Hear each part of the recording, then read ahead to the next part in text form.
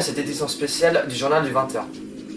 Dans la soirée, un nouvel ouragan s'est abattu dans les Caraïbes. Nous retrouvons notre envoyé spécial Mathieu Thoman en direct sur les lieux. Oui, Timothée, je vous reçois très mal. Ici, les vents sont très violents. On a des rafales à plus de 200 km/h et je vous avoue que je ne suis pas très rassuré. Oui Mathieu, les vents ont l'air très violents. Est-ce comparable à Irma? Oui. Nous avons un spécialiste des ouragans, Adrien, qui va nous expliquer tout à propos de l'ouragan Irma. Bonjour à tous, je vais vous expliquer quelques petites choses sur l'ouragan Irma qui a dévasté les îles Caraïbes en septembre et octobre 2017. L'ouragan Irma qui est semblable à l'ouragan d'hier soir, qui a aussi dévasté une grande partie des îles des Antilles. En quoi l'ouragan a été aussi dévastateur? Eh bien, tout simplement parce que ces vents ont été enregistrés à plus de 295 km/h, causant la mort de plus d'une centaine de personnes et causant aussi des milliers de blessés. L'ouragan Irma, qui avait été dévastateur selon plusieurs facteurs, puisque les eaux de l'Atlantique avaient été plus chaudes qu'à la normale, ainsi que les vents en haute altitude qui ont été déviés de leur trajectoire ordinaire, qui donne à l'ouragan Irma un statut de super ouragan qu'on peut qualifier de catégorie 5 sur l'échelle de Saffir-Simpson.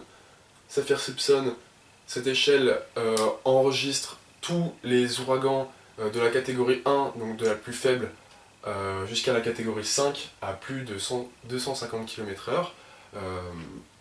On parle des vents ici. Mais ce qui a été très alarmant dans toutes les îles des Caraïbes, c'est les infrastructures qui ont été détruites et que l'on doit reconstruire. Les infrastructures détruites dans les pays pauvres ont été extrêmement dures à reconstruire, encore aujourd'hui. Quant aux pays plus aisés, les pays ayant un PIB plus haut, comme la France ou les États-Unis, le coût aussi a été extrêmement élevé. On parle de milliards d'euros. Merci Adrien. Nous allons retrouver Mathieu au cœur de l'ouragan. Nous avons ici des rafales de vent très violentes, des débris ne cessent de voler partout, les gens s'affolent, je vois des voitures qui commencent à s'arrêter. Cet ouragan semble vraiment aussi violent que l'ouragan Irma. La formation d'un ouragan a lieu pendant une période bien précise, celle-ci s'appelle la saison cyclonique. En 2017, elle s'est déroulée du 1er juin au 30 novembre. Pour qu'un ouragan se forme, il faut des conditions météorologiques très spéciales. En effet, la mer doit être à une température de 26,5 degrés sur une profondeur de 50 mètres et l'air ambiant doit aussi être chaud. Un ouragan ne pourra pas se former au niveau de l'équateur car la force de Coriolis l'en empêche, nous reverrons ça juste après. Un ouragan va donc se former au minimum à 500 km de l'équateur. Une dernière condition à la formation d'un ouragan est la régularité des vents. En effet, si les vents ne sont pas homogènes ou s'ils sont simplement nuls, sur toute la hauteur du système, ils auront tendance à se cisailler. Si et seulement si toutes ces conditions sont réunies, alors un ouragan pourra se former. Seulement, il est quelquefois probable que toutes ces conditions soient réunies et qu'aucun ouragan ne se forme. Nous allons désormais parler de la force de Coriolis qui régit la trajectoire et le sens de rotation de l'ouragan. Cette force de Coriolis est une force fictive, elle existe seulement car nous sommes dans un référentiel tournant. Un objet vu à partir du référentiel terrestre aura une trajectoire déviée, tandis que si il est observé à partir d'un référentiel externe à la Terre, il aura une trajectoire rectiligne.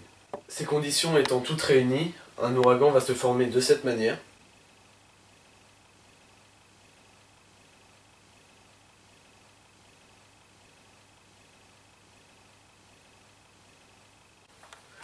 Afin de mieux comprendre cette notion de formation d'un ouragan, voici une expérience qui va vous montrer une mini-formation d'un ouragan, enfin plutôt un déplacement de vapeur suite à une différence de température froid-chaud entre une basse altitude et une altitude élevée.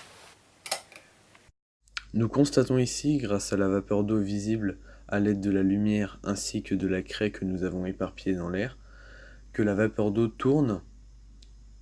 Et ce qui crée ce phénomène, c'est donc la différence de température entre l'eau bouillante en bas et le glaçon en haut. Merci à nos spécialistes Mathieu et Adrien pour toutes leurs explications. Nous allons retourner voir Mathieu pour conclure ce reportage. Oui, et bien pour conclure ce reportage, nous dirons qu'ici les vents sont toujours très violents. La pluie ne cesse de s'abattre sur nous, des gens s'affolent et des débris ne cessent de voler. Comme vous pouvez le voir, j'ai très froid. Nous remercions bien sûr toute l'équipe et ainsi que les spécialistes qui nous expliquaient la formation des ouragans, ainsi que l'ouragan Irma.